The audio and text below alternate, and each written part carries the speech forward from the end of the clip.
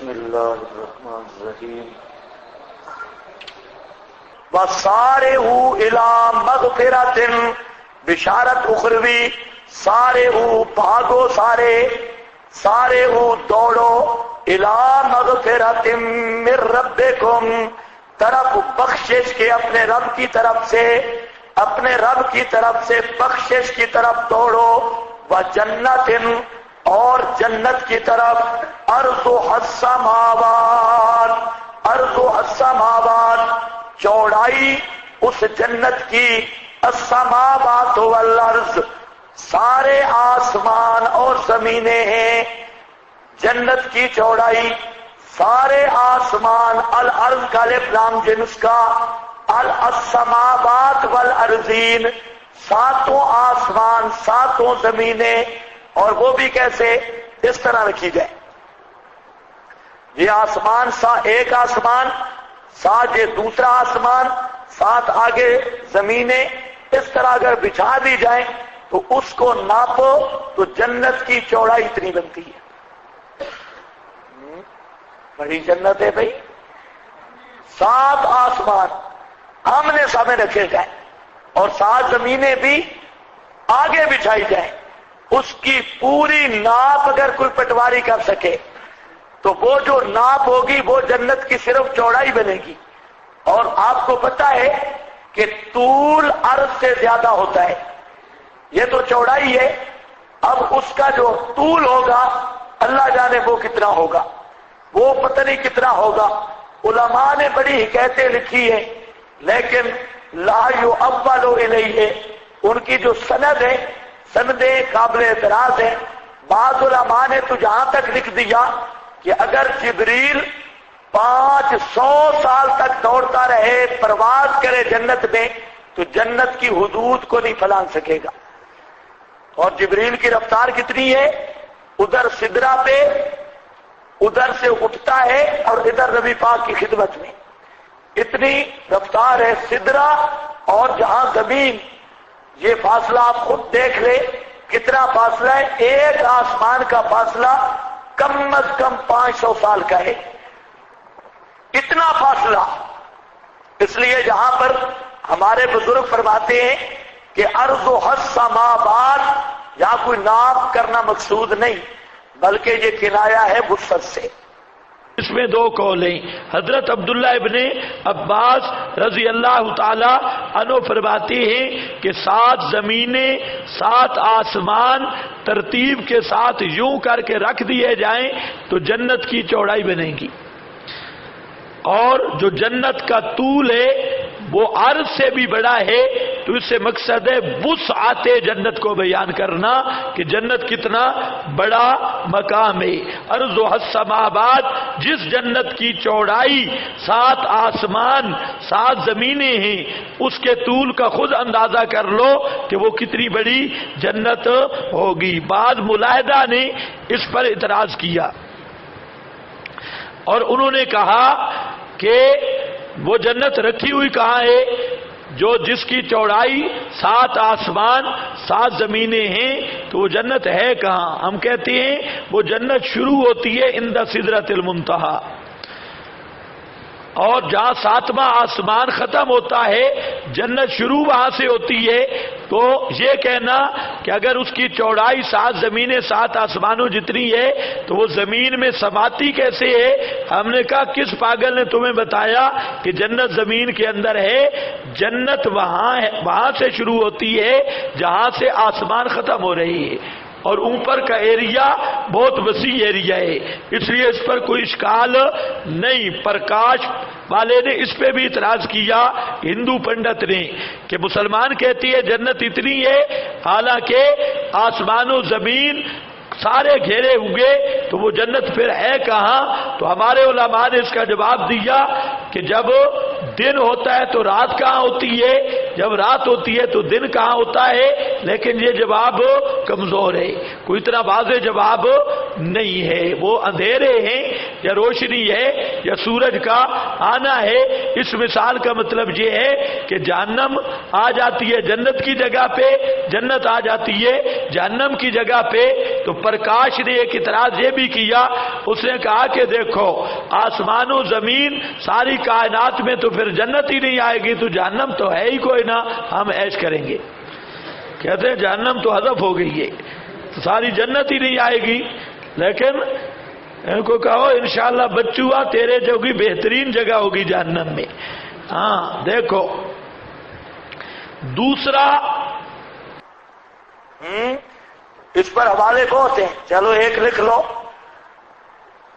مانا ہو یرید سعتھا ولم یرد العرض الذی هو خلاف الطول۔ جہاں پر مراد ہے وسعت کو بیان کرنا، ولم یرد یہ نہیں ارادہ کیا اللہ تعالیٰ کا، یہ مراد نہیں، الارض الذی وہ چوڑائی، ہوا خلاف الطول جو طول کے خلاف اور مقابل ہے۔ والعرب تقول، عرب والے کہتے ہیں بلاد عریضۃ کہ یہ شہر عریض ہیں، مطلب ہے باسعۃ، اے باسعۃ۔ یہ غریب القرآن ابن قتیبہ، بڑا ماہر عربیت کا ابن قتیبہ، اس کی کتاب ہے غریب القرآن، قرآن پاک کے مفردات کی شرح ہے۔ ارض السماوات والارض، اس کی چوڑائی آسمان و زمین جتنی، مطلب ہے بہت وسیع۔ اعدت للمتقین، تیار کی گئی ہے، للمتقین مستحقین جنت، پرہیزگاروں کے لیے۔ الذین ينفقون فی السراء، کون سا دو فریق بیان ہوں گے، دو فریق جنت میں جانے والے، ایک فریق اعلیٰ درجے کے آپ جیسے اکابر اور بزرگ، اور ایک فریق ادنا درجے کے عام، اعلیٰ نہ صحیح ادنا درجے کے۔ الذین ينفقون، وہ جو خرچ کرتے ہیں وصف اول، پھر سرا میں، فراخی میں، جیب میں پیسے ہوں تب بھی دیتے ہیں، بسرا اور تنگی میں۔ والکاظمین الغیظ، سبق لمبا ہو جائے، والکاظمین پی جاتے ہیں غصہ کو، والکاظمین الغیظ پینے والے ہیں الغیظ غصے کو، والعافین عافین معاف کر دینے والے ہیں لوگوں کو، عن تکثیرات الناس لوگوں کی کوتاہیوں کو، واللہ یحب المحسنین اللہ پسند کرتا ہے، یصیب المحسنین دل سے نیکی کرنے والوں کو۔ المحسنین ایک احسان کا درجہ حدیث میں بھی آیا ہے، وَعْبُدْ رَبَّكَ كَأَنَّكَ تَرَاهُ، اللہ کی عبادت اس طرح کر گویا کہ تو خدا کو دیکھتا ہے۔ وہاں لفظ کا انا ہے، خیال کرنا، انا نہیں ہے۔ ہاں یہ فرق بھی مولویوں کو نہیں آتا، یہ بھی مصیبت ہے۔ لفظ انا ہے یا کا انا؟ لفظ وہاں پر کیا ہے؟ کا انا، انا اور کانا کا فرق ہے، سمجھ آئیے کہ نہیں؟ چلو اپنے مقام پہ ذکر کروں گا، بڑا فرق ہے۔ کا انا، وہ مسلم میں حدیث آتی ہے نا، کا انی انظر الی موسیٰ، کا انی انظر الی یونس، میں گویا کہ دیکھتا ہوں موسیٰ کی طرف، گویا کہ میں دیکھتا ہوں یونس کی طرف۔ یلبی تلبیہ کہہ رہے ہیں، یہاں سے مولوی نے ہاں حیات النبی ثابت ہو گئی کہ نہیں؟ اس نے کہا بے وقوف ہو، اتنے ہی آدمی جہل ہوتا ہے، وہاں لفظ ہے کا انا، انا نہیں گویا کے۔ پتہ نہیں آپ کو سمجھ آ رہی ہے کہ دیکھتا ہوں یا گویا کے؟ اب کا انا وہاں ہوتا ہے جہاں حقیقت پائی نہیں جاتی، وہ تو نفی کی دلیل بن رہی ہے، لیکن انہوں نے بنا دیا کا انا کو انا، اور یہی کھیل کھیلا ہے مولانا سرفراز صاحب نے. وہاں جن بزرگوں نے لکھا نا کہ نبی پاک کی قبر پہ جاؤ کا انا ہو یسمعو، گویا کہ آپ سنتے ہیں، اس طرح ادب سے کھڑے ہو جیسے زندگی میں آپ کی مجلس کا ادب تھا. کا انا ہو یسمع، گویا کہ آپ سنتے ہیں. اس نے کاف اڑا کے انا ہو یسمع. یہ بھی مولویوں کا کھیل ہوتا ہے، کا انا اور انا یہ فرق بھی نہیں آتا. لیکن کا انا کا طرح ہو، آپ اپنے سبق پہ ہیں. وہ کیا ہے؟ گویا کہ تو خدا کو دیکھتا ہے. دیکھتا ہے بندہ؟ گویا کہ دیکھتا ہے، دیکھ تو نہیں سکتا. اچھا، اس حدیث کا کیا مطلب ہے؟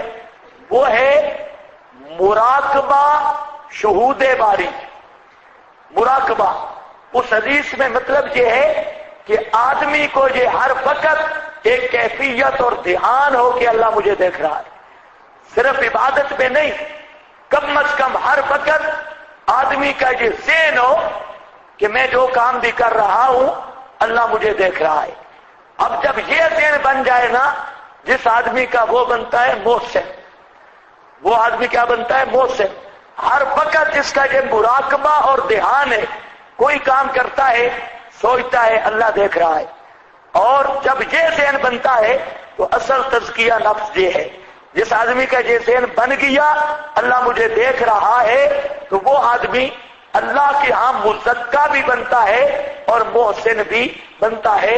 اور حدیث کا مقصد بھی یہی ہے کہ انسان کی وہ کیفیت اور وہ استحضار کہ یہ بات سوچے جو میں کام کر رہا ہوں اللہ دیکھ رہا ہے. جب یہ نظریہ بنے گا اخلاص بھی حاصل ہو جائے گا، ریاکاری نہیں رہے گی، اور اس کا عمل میں جتنا اخلاص ہوگا اتنا ثواب اور برکات زیادہ ہوں گی. تو جہاں اللہ رب العزت فرماتے ہیں کہ اللہ پسند کرتا ہے محسنین کو، اگر حدیث والا محسنین ملا لے تو مطلب ایسے لوگوں کو جو قدم قدم پہ سوچتے ہیں، یہ مراقبہ کرتے ہیں کہ ہمارے احوال کو اللہ رب العزت دیکھ رہا ہے.